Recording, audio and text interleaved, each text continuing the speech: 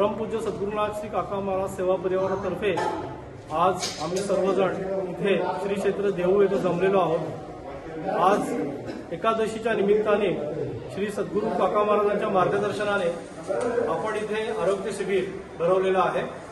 वारकऱ्यांच्या सेवेसाठी वारकऱ्यांसाठी आपण मोफत आरोग्य शिबिर इथे आयोजलेलं आहे। इथे तपासणी व मोफत औषधं आपण देत आहोत। आपल्या संस्थेतर्फे श्री सद्गुरू काका महाराज आपले प्रेरणास्थान आहेत। त्यांच्याच इच्छेने आणि त्यांच्याच आपण मार्गदर्शनाने आपण हे सर्व कार्य करत असतो। तर आज इथे येण्याचा योग म्हणजे एकादशीच्या निमित्ताने आपण इथे आलेलो आहोत। तर काकू थोडं अजून 2 शब्द बोलतील। खरं तर आता आमच्या अध्यक्षांनी सगळं सांगितलं महाराजांविषयी।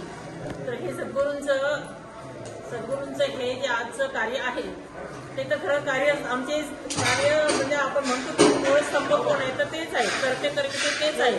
तर त्यांचं जास्तीत जास्त गरीब गरजू अशा लोकांपर्यंत कसं कार्य जाईल, त्यांना सेवा व्हावी संस्थेमार्फत कसं काहीतरी उपलब्ध करून देऊ, काहीतरी त्यांची मदत करू, त्या हेतूने हे कार्य चालू असतं। तर आतापर्यंत या देहूगावामध्ये बरीचशी सुविधा झालेली आहेत। डॉक्टर तपासतात, औषधं देतात, मोफत औषध देतो आपण, शिवाय त्यांच्या कार्याचा प्रचार आणि प्रसारही करतोय।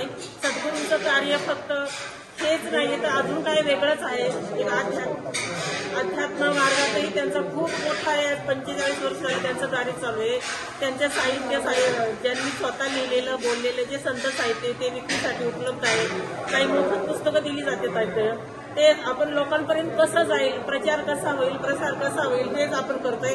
पण करते ते जेणेकरून गोरगरिबांना कशी सेवा मिळावी आणि आपल्याकडून कसं तरी काहीतरी कसं थोडंफार का होईना पण काहीतरी मिळावं ह्या दृष्टीने हे सद्गुरूंचं दिव्य दृष्टीने हे सगळं कार्य चालू असतं। ते ह्या कार्याचं आपण फक्त आम्ही सेवक आहोत, करते तेच आहे। सद्गुरू काका महाराजांचं कार्य न सांगण्यासारखं आहे। त्याची किंमत म्हणजे आपण ती सांगू शकत नाही, बोल अंत सांगत नाही। जय साईराम। परमपूज्य सद्गुरुनाथ श्री काका महाराज यांच्या चरणी वंदन करून थोडंसं बोलण्याचा प्रयत्न करते। परमपूज्य सद्गुरुनाथ श्री काका महाराज यांची अध्यात्माची वाटचाल ही जवळजवळ 45 वर्ष सुरू आहे। तुकाराम महाराज, संत तुकाराम महाराज आणि संत ज्ञानेश्वर माऊली यांचं नाव घेतल्याशिवाय पंढरपूरचा विठोबा देखील आपल्याला प्रसन्न होत नाही।